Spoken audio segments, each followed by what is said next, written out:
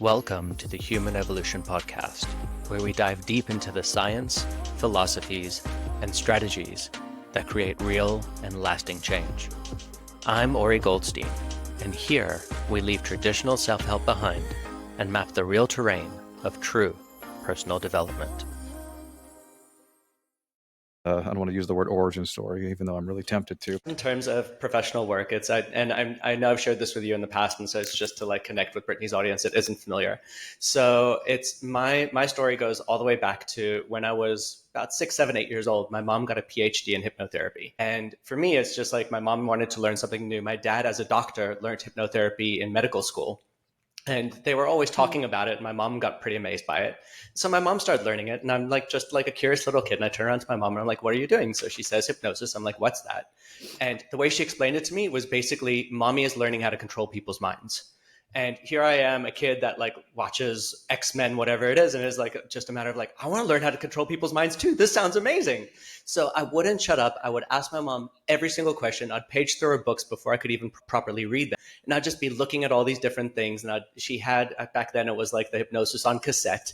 So I'd like listen to them myself and just get like really deeply hypnotized, not understanding half the words, whatever it was. But this is what got imprinted in my brain at a very young age. Then when I was about like 11, 12 years old, I went off to summer camp. And I had a friend there we were just bored one day and we were there for a month. And we were like, what should we do? And I was like, maybe I should hypnotize you. And so I hypnotized my friend on summer camp, and I don't know any better. So I know the stage hypnosis shows.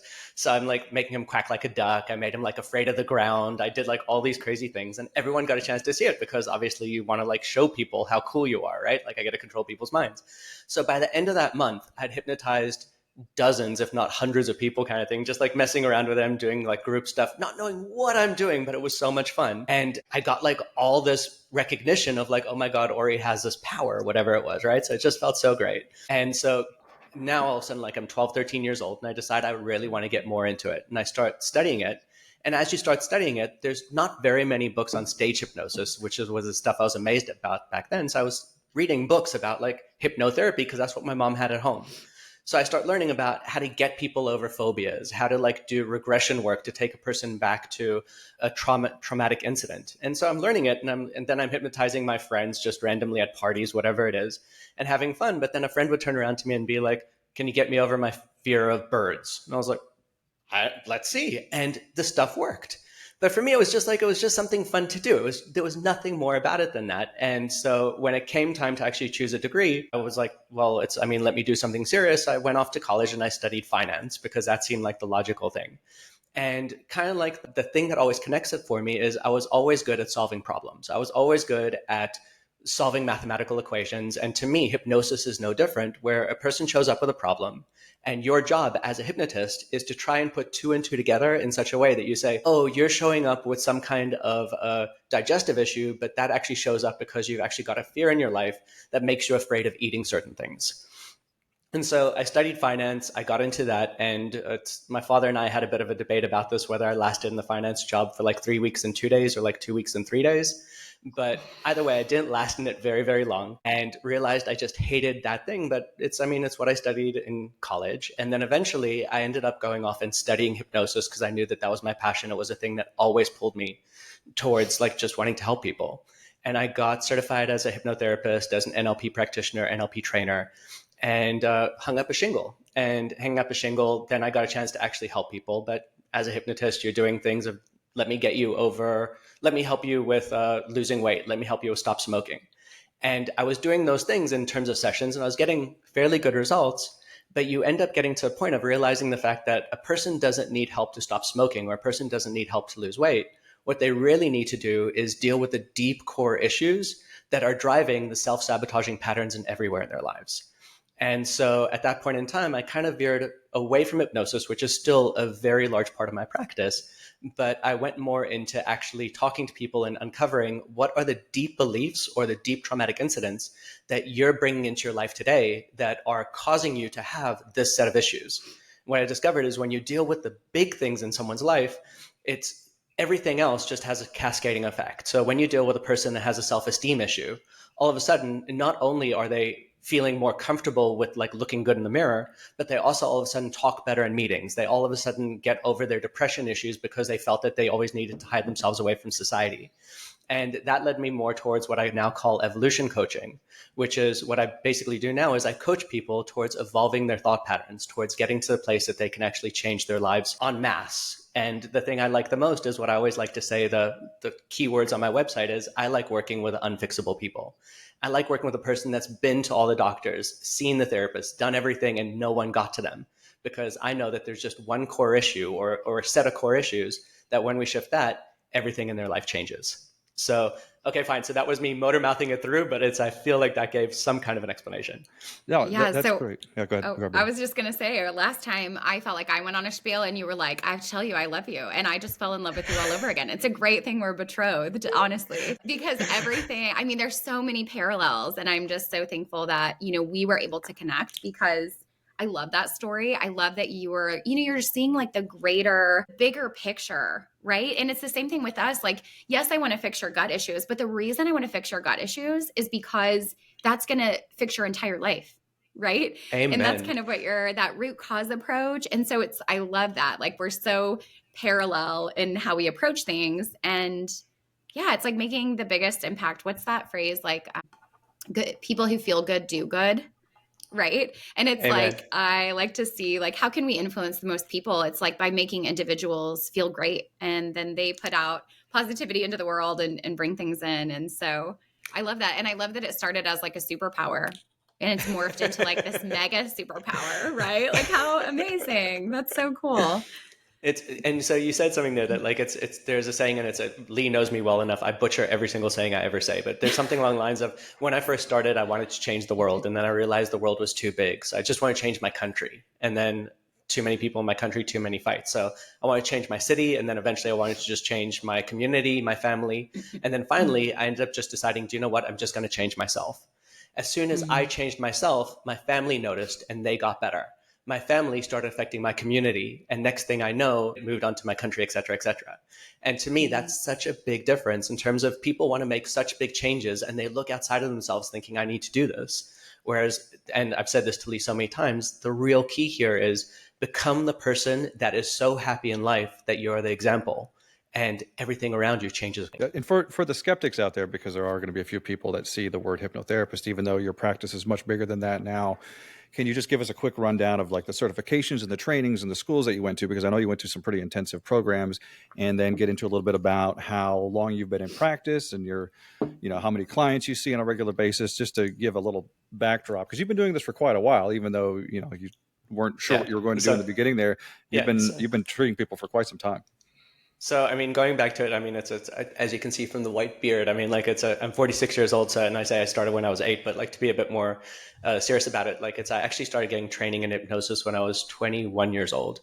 And I went to an amazing place called NLP Comprehensive, where it was a summer residential program. So for 30 days, you basically are there studying from people 10 hours a day. So it was whatever that ended up being, 300 hours or whatever it was, of just every single day learning a technique and practicing it. And the thing I love so much about NLP Comprehensive, it's NLP, for those that aren't familiar with it, it's a sister science to hypnosis, neuro-linguistic programming. And the whole idea there is everything that goes on inside of us, our brains are nothing more than computers, and there's a program going on there. And so the moment I heard that, the problem solver in me, the computer programmer in me was like, I love this concept.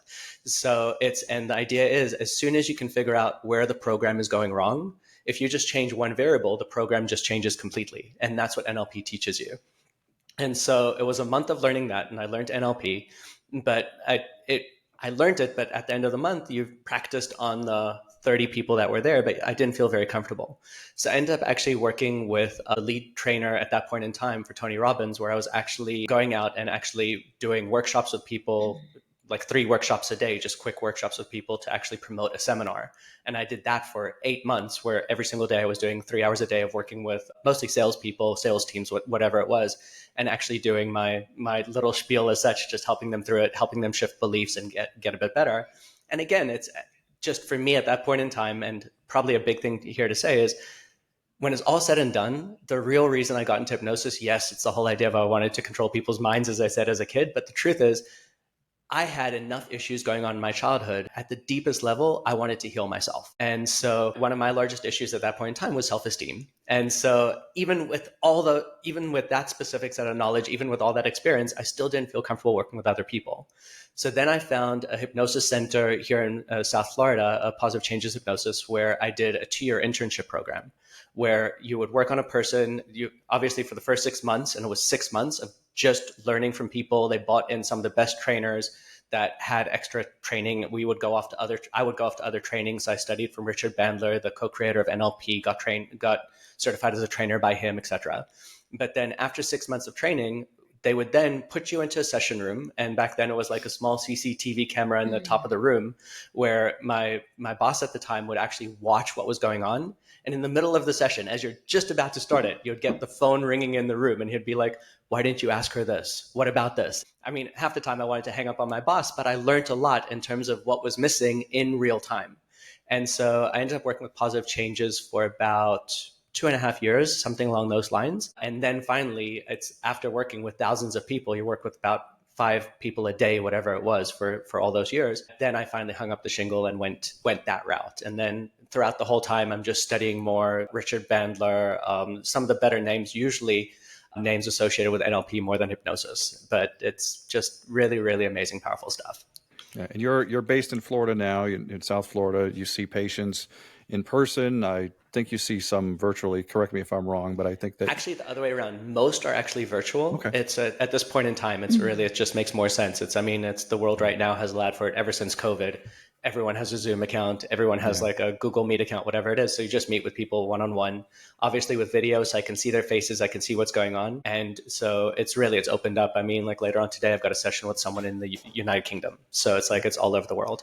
It's good for mental health everywhere with all the apps and everything else we spoke about before, just having access to therapy and everything else. I don't want to call them retreats, but you also do your Jamaican. You want to talk about that a little bit? I don't want to butcher it. I'll let you run it with it, but it's awesome though. Mushrooms, man. Mushrooms. So. I like to call it psilocybin because it sounds a lot more scientific, but yeah. And so mushrooms obviously have this connotation in society of the fact that they're a recreational drug. But at the end of the day, it's like, I mean, when you listen to people and the changes it's made, it's one of the most change agents in the world today. Basically, it's like the way that it was best described. I believe it was Michael Pollan that first said it. He said that like basically our brains, again, neurolinguistic programming, we've got very specific ways that we go through our patterns in our mind. So it's basically like the moment that something happens, a specific trigger happens, you go through a certain pattern in your mind and you do certain things in a certain way. So if you imagine it being like a ski, basically it's people skiing on the exact same line the whole time, and it gets carved into the snow, that at that point in time, even if you try ski differently, you're just going to fall over because your skis are stuck inside that ridge. And to me, what I believe mushrooms do is when you take them is it kind of like it's a new a layer of powder that goes above it that stops your brain from having to go in the same way it always did. And so for me, the way I use mushrooms is I don't believe in a person just taking mushrooms and just having an experience and going for the best of it, which is very often what people do. I do something that I specifically labeled GPRR, guided psychedelic reprocessing and reconditioning. So while a person is in the psychedelic state, once they've taken mushrooms, and just to give it a bit of an explanation, usually when a person takes recreational mushrooms, they're taking about 3 grams of it. With me, generally with GPRR, the starting dose is about 7 grams. So it is a very large dose that a person is taking. But the difference is, it's instead of the brain going wild on you, I'm with you the whole time. It's one-on-one, and I'm actually in the moment having you think about the thing that was the set ridge in your brain, now that you've got the fresh powder, and I teach you how to ski it differently. And so over the course of a week, we'll do 3 to 4 sessions at high dose. And we will basically reprogram your brain at a very deep level to have you just think about things in a completely different way. And obviously, just mushrooms being what they are today in the US, I only do it in legal jurisdictions. So we do it in Jamaica, where mushrooms are completely legal. And the reason why I do that is with mushrooms, and again, I'm motor mouthing here a little bit, but basically with mushrooms, you want to make sure that a person has what's called the correct set and setting, that they're in a place that they just feel everything is set up for them correctly and the setting feels as safe as comfortable. So if you do mushrooms in the States and it's in an illegal jurisdiction, what happens if the person all of a sudden starts feeling like they need a hospital? The facilitator is going to be afraid to call 911 because they're afraid that they're going to get in trouble. In Jamaica, I bring in a medical facilitator along with me at that point in time, someone that of the same sex, whatever it is. And we know that if anything goes wrong, and nothing ever does, but if anything goes wrong, I can call up the hospital people, an ambulance can come. Everything was safe. Everything was legal. And what that does is it gets rid of all the fears that a person has. So we actually deal with the real issues as opposed to all the other things that could show up just due to the bad setting. Where have you been my entire life? This last time, I think I told Brittany, this last time I felt like I was in hospice. It was really weird. My hands looked really frail and my hair felt thin, but it kind of fucking is thin. So it's not that big of a deal, but it was weird. So it was weird.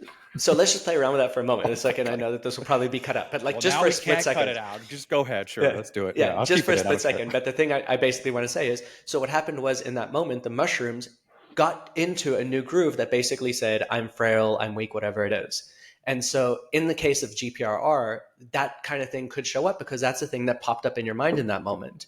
And what we would do is we would actually start exploring that. So where is it that you started feeling weak? And because your brain is just in this high psychedelic state, we could actually get down to the fact of like, do you know what? I've always on some level always felt weak. And then we can start reprocessing that, reconditioning it into a place that you all of a sudden realize, do you know what? I can trust my body again, for example. And that is where the large shifts start happening for people. It's when they actually go down that path, you see what the path is, and we stop the chain of thought along the way and process it. Well, there was definitely weakness in that because the moment of weakness started earlier that day when I realized we were flying back to the U.S. in a couple of weeks, and I had all these mushrooms in the freezer, and I figured I got to take them all today. I'm not going to give them to somebody else. So that was my moment of weakness. So top that, Brittany. I don't know. I know. Now I feel inadequate, or I'm like, what is my story? I don't know. I don't even know. Story, yeah, you don't know how to not captivate people. Yeah, you stop with that. Yeah. That's true. All right, I've got hundreds of stories. How much time you guys have? No, I'm there we go. All day. There she is. Yeah. I don't know. I just put on like my calming oil, so now I feel all calm. Yeah. Do we go back to childhood? Isn't that what you do, Ori? Should we go back to like when I was a tiny baby or something? Tell me what happened to you, Brittany. I don't know. Don't hide it. Don't hide it. Start off with mommy you. Yeah, exactly. I was born in Missouri in a Golden Corral or whatever they got there. Yeah. I've never been in a Golden Corral, and we have one. It's the busiest restaurant in Springfield, and I've never been, but I keep telling Seth, I'm like, we should take the girls. They would die if they saw the dessert buffet. I remember like years ago, there were all of this advertising and commercials back when we used to watch commercials about they now had a chocolate fountain at Golden Corral. And I was like, why are they broadcasting that? That's disgusting. At a buffet, there's a chocolate fountain. Are you insane? That sounds so gross. What? Clean that thing. Right? It's just recycled chocolate that the last person missed. Yeah. I was like, whoever's in charge of their marketing team needs to figure out what's going on because that's a really bad idea. But anyway, I'm like, my kids would. So. I know, it's wild. Well, we always joke too, like that's where I should hand out business cards. I should be like, do you hate yourself? Have you overeaten? Do you need a nap? You know, like I'm here to help you, right? So you know how there's people outside like playing music for money? I'll just sit outside and like give free nutrition advice for money. Just me and a chair and a bucket. It'll be great. That's my plan. There's a lot of regret walking out of that place. You can smell it. Yeah. That's my 5-year, 10-year plan. This is a total derailment. But Ori, we were at Puzzle Club the other night because I'm in a jigsaw puzzle club because I'm so cool. And we were talking about like business stuff, and one of my friends was like, what's your like 5-year plan? And I was like, you know what's so funny is never in my life have I had a 5-year plan, a 10-year plan, a 1-year plan. And I wonder if it goes back to that freedom piece. You think? Yeah. So I'm like, well, I'm not going to plan. Like, I'm not going to make any projections because then I feel like I'm stuck. Like, when I think about like the future, it's completely blank. Outside of like my family, right? But like business wise, I'm like, I don't know. So let me play with you for that for like one split second. A plan completely mess it up. But what is your 10-year dream? I don't know. You still don't have a dream either? I can dream. I can think about like when you said that, my immediate thought was how I want to feel free. I don't want 100%. To be working a ton. Sorry to hear that is literally my biggest fear in life is that one of my children become ill. And so I'm like, if we're all happy and we're healthy and we have, you know, like we're good, like that's what I see. I don't see like, what will my business look like? What will I be doing as a job? Like, I don't see any of that It's completely blank. Is And that so to weird? me, no, that's not weird. That's actually healthy. This is one of my favorite things, and like it really fits so well. But researchers actually, they what they did was they took a bunch of people that just won the lottery and a bunch of Mm-hmm. people that were just in accidents and became paraplegic, and they were like, "How happy do you think you're going to be in 10 years' time?" And obviously the paraplegics are like, I'm just depressed all hell, and the lottery winners are like, well, I just won the thing I always dreamed about, I'm going to be as happy as can be. And then they went to the surviving members 5, 10 years later, whatever it was. And what they discovered was that they ended up right back at the same level of happiness that they were before the event happened to them. So the Mm-hmm. paraplegics figured out how to live life and just naturally went back to, this was the level of happiness I was before, this is where I am. The lottery winners all of a sudden started saying, you know what, these people asked me for money, this happened, or they lost the money, whatever it is, and they're right back to their level of happiness. And so what they really discovered about that is your plans, the things that you think will make you happy, very rarely do. But the things that really Mm-hmm. matter is, what is it that you choose to feel on a regular basis? And to me, that is the thing that Mm-hmm. makes a difference. So it's like having a plan. It's one of my rules, is like, it's just, you have no clue how to make yourself happy because you think it's going to be something external. If I get this in my business, then I'll be happy. If Mm-hmm. I do this. But the truth is, if you just set yourself up for, choose to like feel safe and free in my life, I don't know how that's going to happen, but that's a thing I'm going to continually strive for. You're no longer stuck in that one rut of, the way to get that is by having this happen in my business or this happen with my children. So Mm-hmm. I think you're doing it much healthier, actually. Yeah, it is funny though to be a business owner, because that's like the thing you're supposed to do. You're supposed to project finances for the next year. You're supposed to have all of these things of like, what is this going to look like? And what is our goal? Right. And I have some people like, what's your goal in business? And I've never in my life set a goal. I thought that was interesting because I'm like, does everyone have a plan, like a 5-year plan? Lee, what's your 5-year plan? Maybe paint that wall back there. I'm not really sure. But no, Perfect. I'm the same way. I'm the same way. I actually don't like the constraints of having goals or plans. I also like the freedom of like, I don't know where this is going to take me. I just want to live now. I, I say this now, but Amen, brother. I'll still be in my own head later. But yeah, I don't have any plans. I don't. Honestly, I could be doing something completely different 5, 10 years from now, and as long as there's enough resources, it doesn't have to be money, but usually that helps to just do what I feel like doing. Like I have a number in my head that I have to earn every month where I don't have to think about money, and it's not much because I don't have anything. I don't have a car or house or anything. So I'm squatting. So, but but yeah, to your point, I don't have a plan, and I'm totally comfortable with that. Maybe that may be a bad habit or not, but it's worked so far. It is interesting, isn't it? Because even with like launches, they say you need to reverse engineer it. Think about how much money you want to make. And then you needed to get that, 5% of your list is going to convert. And so then you need to figure out how many people to get on your list. And I'm like, that seems like really like hollow goals, even though I know that it's like, I get it. But I'm like, I don't want to do that. I just want to put things out in the universe and then see what comes my way. It kind of ties into like my origin story, right? Of like how it all happened, because it's this joke that I've had so many jobs as a dietitian. Like even a decade into being a dietitian, I'd had so many jobs locally, and there's not a ton of local dietitian jobs, right? And it's kind of frowned upon, I think. Even like my parents' generation, it was positive if you were staying in the same job for ever, right? That was loyalty. And that was like, no, you're doing it, the grit of it all. And I just was like, I don't want to do anything that's not fun. And my parents would say it's like the middle child, typical middle child, and it probably is, but it's the free now, again, connecting with that. I'm like, oh, is it the freedom piece? But anyway, I just, had things fall into my lap. So I became a dietitian, and I think selfishly people go into dietetics because they want to be able to fix themselves, or like they want to make themselves healthy and really learn like the secrets of it all, right? Like, how do I do it? What does everyone know that I need to know? So it kind of started with that. I knew I wanted to do something medical. And then I realized, oh, dietetics is literally knowing everything about the body medically and having to know the nutrition piece, right? Because we can't talk about, like, of course we need to know all of the mechanisms of high cholesterol if we're going to fix it with food, right? And I think people don't realize how in-depth the dietetics like are. I will say our education is lacking, but how much we should know is immense, right? We have to know everything about the body, and then everything about food, and then everything about human behavior, right? Not everything.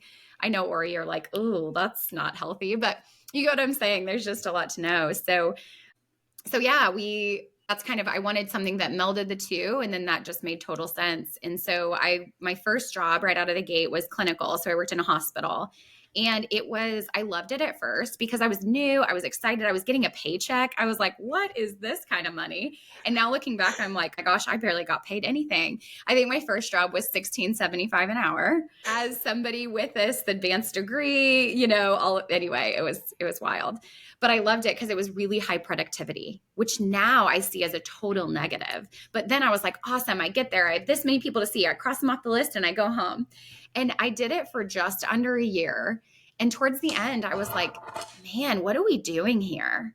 Like, what are we actually doing? So if you've never worked in a hospital system, you may not know this, but the biggest thing that was like a big red flag for me was open heart surgery, like a cabbage. I don't know if you've heard of a cabbage surgery, but essentially it's where they saw you in half, rack open your ribs, and they operate on your heart, and then they put you back together. Right. Well, there are orders, there are policies in the hospital that I worked in that said we had to go educate these people within 48 hours of that surgery. So imagine you just had your chest cut and pried open.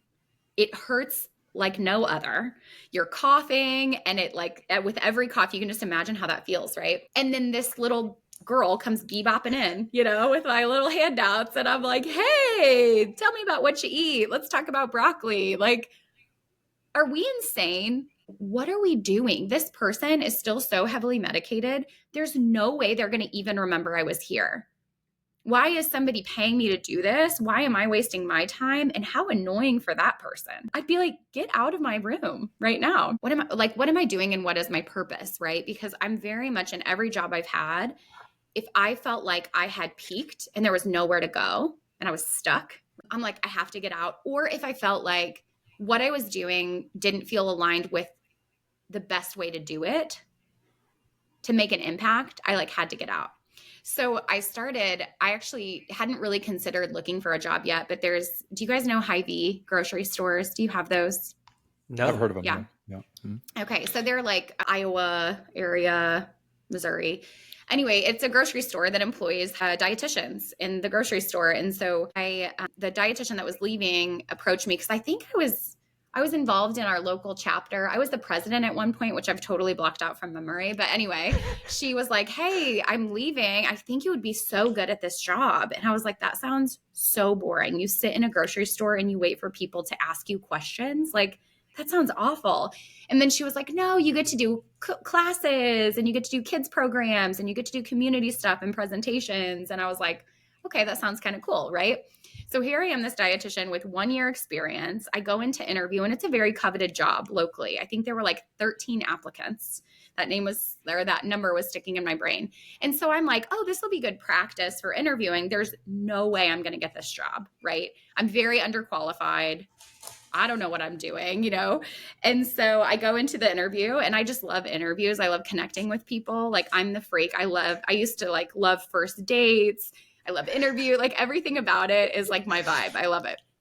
And it was great. And the interview went really well. And I was like, oh, that was fun. That was really great practice. And then they called and they offered me the full-time job. And I was like, what? Like, what? I know there were highly qualified people for this. And so I was just like, yeah, let's do it. That sounds fun, right? And that, I joke, is like how I got every job. Like, an opportunity presented itself, and then I was like, yeah, sure, let's do it.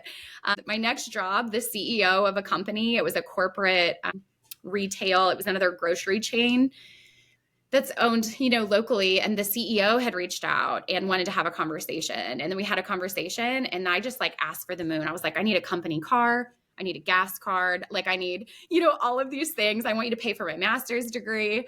And he was like, anything else? And I was like, no, that's it. And he was like, all right, you're hired. That's how I've gotten all of the jobs, they fall into my lap. And then I just say yes to all the opportunities, which is always what I tell students too. I'm like, you just need to be open. Remember that even if you have somebody who is under you at any point, it's very possible that at one point they'll be over you, or they'll be in charge of hiring, or there'll be, something So just make sure you're being nice to everyone and then be good at what you do, and these opportunities will fall into your lap, which I don't think is how real life works. I think that's just how it's worked out for me. But it was interesting. I had mentors, like through all of my experience, I had mentors who later would apply for jobs that I kept them from getting because I was in that position because they were a complete jerk, right? Or they were terrible at what they did.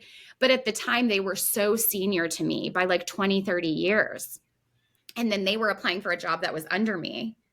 And it's like, hey, remember? And it wasn't out of malice. It wasn't, I was like trying to stick it to him. It was just like, no, I know how you operate. I'm not interested in working with you in this capacity.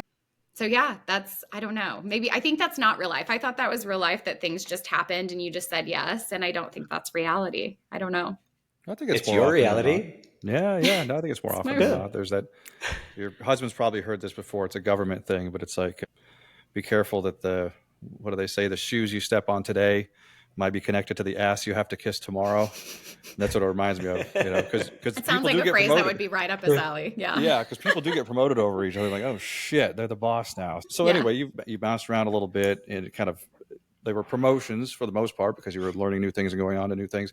Mm-hmm. At what point did Dietitian Brittany come about, and how long have you been practicing that? And you've had, your own team and your own clients for quite some time now. When did that all come around?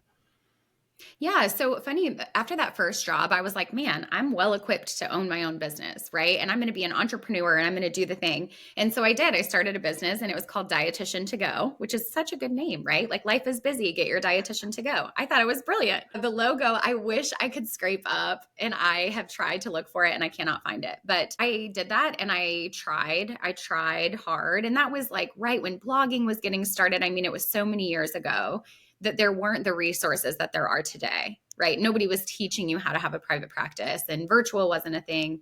And so I realized I hated it. And so I said, my dream of being an entrepreneur, like, I don't like it. I never want to have my own practice. I never want to be in charge of people. Like, none of that. I didn't want any of it, right? Which is really ironic, sitting where I am right now. But I started, so working in the health system, I realized how we weren't actually helping people feel better. Right? We were just putting Band-Aids on things, and we were helping them at the end of their life. I remember vividly, this will never leave my mind. I was in a facility that was kind of for like an in-between. They weren't so acute that they needed to be in the hospital, but they couldn't go home, and they needed a lot of, skilled nursing around them.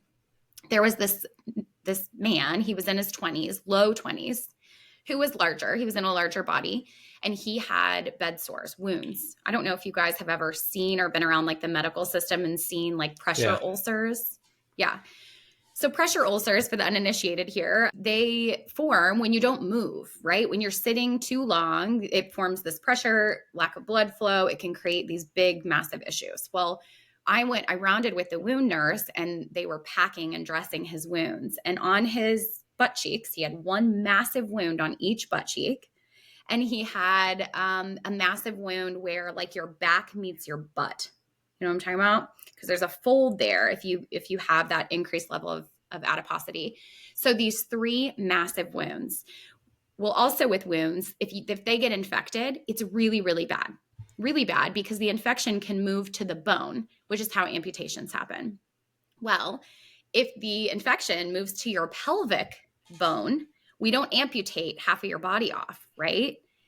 That is what happened to this man, to this 20-something-year-old boy, really.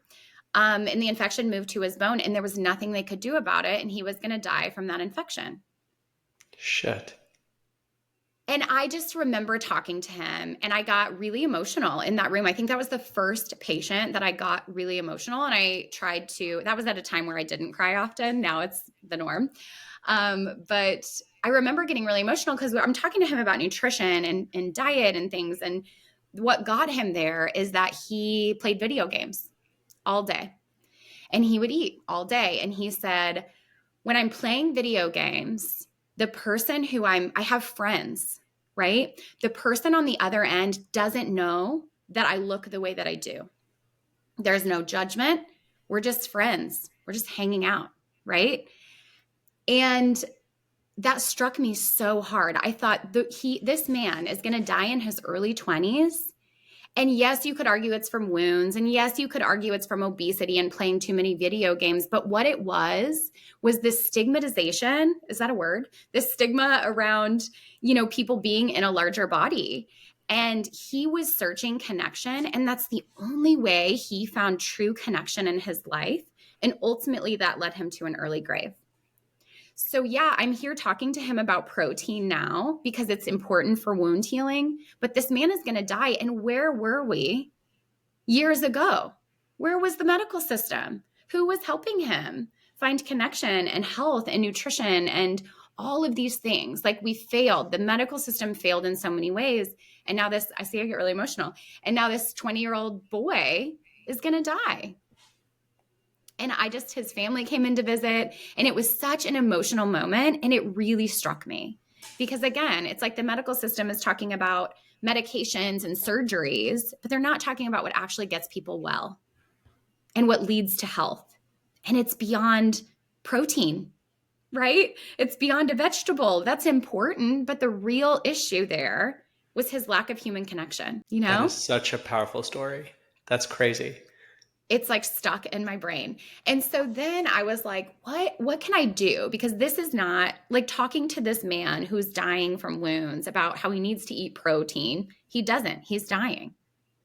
Doesn't matter if he eats protein or not, right? We should have intervened forever ago. So that really got my mind thinking, how do I as a dietitian actually impact people? And then I was introduced to functional medicine. I don't even know how, honestly. I don't remember when I first heard about it, but I decided that's what I'm going to do.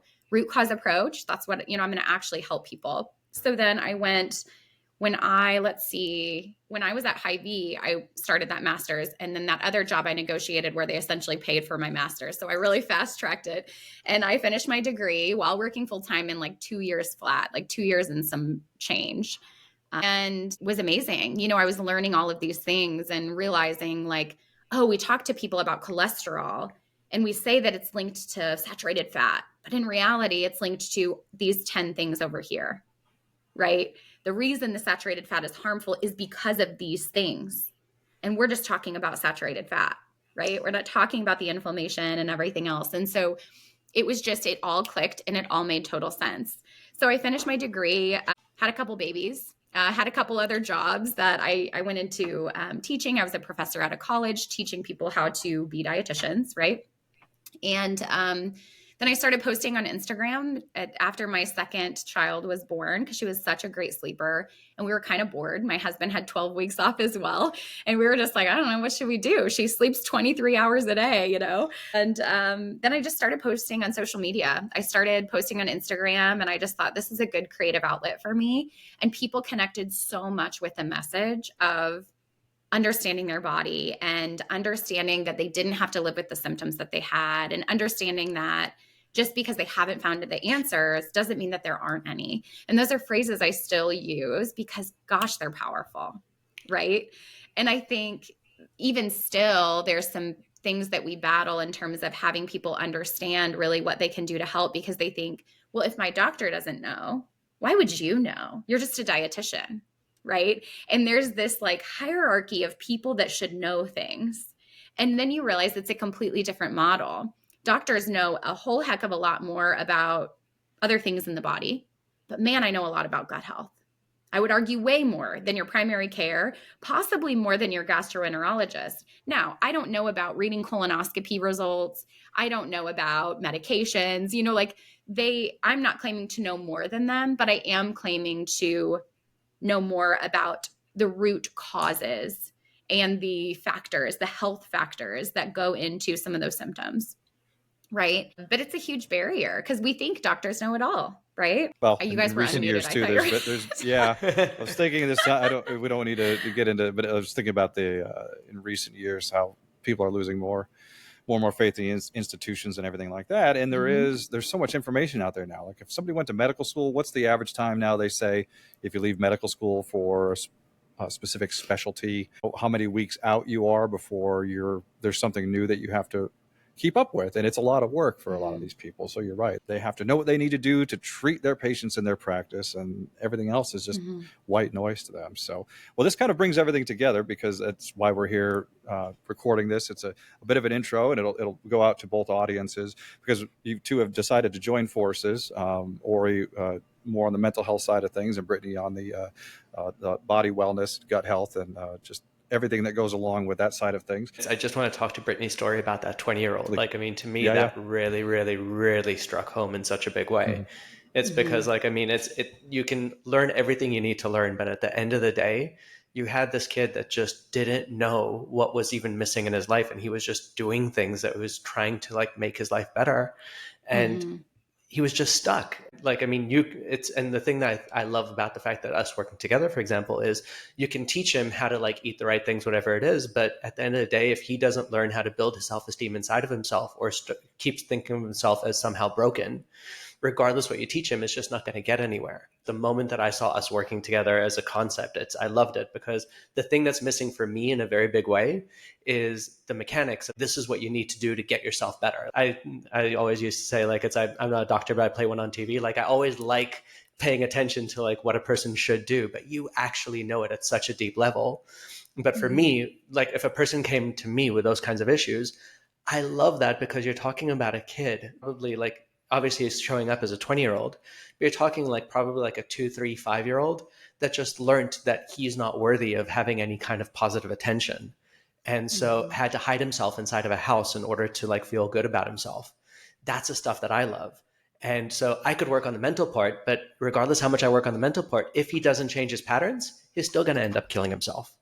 And Mhm. so what we've got here is like a team that can really change a person at a physical and a mental level. And it's just, that story is going to stick with me for a while. And just thank you so much for sharing it. I agree. I mean, I think I could say the same for like what excites me about this partnership is, we dive deep into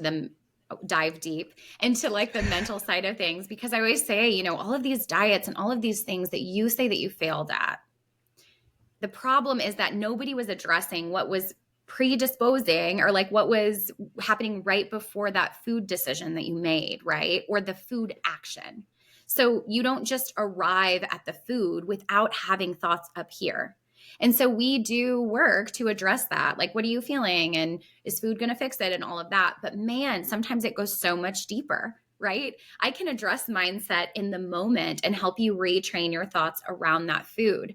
But I am not equipped to talk about past traumas in childhood when your mom said that or your friend said that and how that really stuck with you. So I think and I know we've talked about this so many times, I feel like you're the missing piece to my practice as well. And like, it was inevitable that we would be betrothed, and I just think, like, again, how cool, like, as much as social media and the internet, and we get all of this, like, all the negativity, it's like, in what world would all three of us ever been in the same space? And like, now we're going to change some damn lives. Like, you know what I Amen. mean? It's wild. It's wild to me. And maybe this is where that blank slate 5-year plan comes in. It's like, well, I didn't know that you guys were going to come into my life, and here we are. And now this feels aligned, and this is what needs to happen. And really, as much as I do gut health and I love to help people not poop their pants, um, I am really just so passionate about, again, that mindset and what's going on up here that's driving the behaviors that are resulting in the food intake or the lack of food intake or the over exercise. And I think it does go back to, like, improving your gut does improve your quality of life, but improving this improves everything. Food can be the catalyst to that too. Eating the appropriate foods can make you feel really great, which can help everything else as well. So I think it's just the perfect marriage. And I'm excited to bring this stuff to the people. Amen. Yeah. And for me, it's from the other side, exactly that I can work with a person on their mental side so much. But if they just have bad chemistry because they're eating all the junk food, regardless what I Mm-hmm. do for them, they're just going to wake up, have no energy. They're just going to always be in a slump. And so I always try to tell them, like, you know what, you should probably be taking supplements, but I just stop there. You should be taking supplements, or you should be changing your diet. You're the person that can actually give them the ability to have the energy inside of themselves that once we make the shift, they can take that and run a freaking Olympic marathon with it. And that's the thing I love. Mm-hmm. So really, really excited. Yeah. The other Yeah. piece of this too is I always talk about how I'm like trying to work less. Like, that's my vibe right now is like, I'm just going to work less, a couple hours. I'm going to start my morning, have my me time. But like thinking of what we will build together has me like wanting to work all the hours. Right. And so it's always fun for me to see like, oh no, I want the things that feel really aligned are the things that make me want to start working right away, are the things that make it really hard to stop at the end of the day. And like, that's exactly what this is. And I think that just shows like, gosh, we're on the right path. I'm Amen. just really thrilled for it. Same here. Okay, so we definitely have a mutual admiration society going on here. Yeah. I love you so much, Ori. Yeah. Lee, we like you too. We like you too. No, I'm just hanging You're out, okay. hanging on. This is the second of many conversations we'll be having. We're also going to be putting together offerings and plans and programs that will be beneficial to your physical well-being and your mental well-being. We have a few exciting things coming up. I won't announce the dates right now because we do have a date on the calendar, but in case we decide to change it after this call, I don't want to mess anybody up. Everything will be linked in the show notes. Ori, where can everybody find you in case they want to check you out? So my personal website is origoldstein.com, and I'm sure that'll be in the show notes. And then it's, as I've discussed before, so I've got a non-for-profit called Human Evolution Movement. If you go to humanevolutionmovement.com, you can find everything, including a link to go to our Facebook group, the Human Evolution Movement, obviously on Instagram at the Ori Goldstein. And then we've just got a few extra free things that we give away. But again, everything is available through humanevolutionmovement.com. Sounds amazing. And Brittany, what's the easiest way for people to find you before we start putting out some programs and more content? Yes. So Instagram, if you want to get a feel for who I am, what I do, what I wear. I've been sharing a lot of like Amazon. People are like eating it up. So if you want to know what wasn't going to bring that wearing, up. I was this close to saying like, where can people find you modeling Amazon swimsuits? And I was like, I'm going to hold my tongue on that. All right, go ahead. I know. It's been fun. I'm just sharing all the things that make me, right? I'm like, I want you to know exactly who you're getting and what bikinis I'm buying, I guess. I don't know. I just loved it so much. I had to share it. So finding me on Instagram at Dietitian Brittany, which is hard for people to spell, so check out the show notes. And then dietitianbrittany.net is a good starting place too. I always love directing people to Instagram first because I think it's so important to have a practitioner that you feel like is totally aligned. And I feel like you see a lot of my personality and who I am and how I operate on Instagram. So it's usually the best place to look. Sounds great. Awesome, guys. Well, I appreciate your time and to be continued. Yes. Thank you so much, guys. Hey everyone, it's Lee. Just one more thing before you go. If you've ever wondered if journaling could change your life, you can find out for free by downloading the Emotional Alchemy Journal from the link in the description. Also, if you're looking to connect with people who are just as passionate about growth as you are, check out our Facebook community. It's a great place to discuss what you've heard on the podcast and get access to exclusive content and sessions that are only available there. Just search for Human Evolution Movement on Facebook, or you can find the link in the description. Until next time, keep challenging the chaos within, be a little kinder to yourself, and let's continue to evolve together.